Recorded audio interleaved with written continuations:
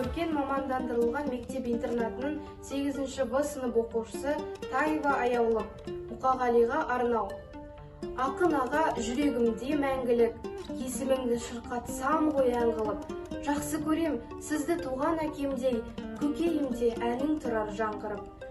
Халқыңды сүйсіндірдің жырларыңмен, адалдықтан болмады ырысың кем.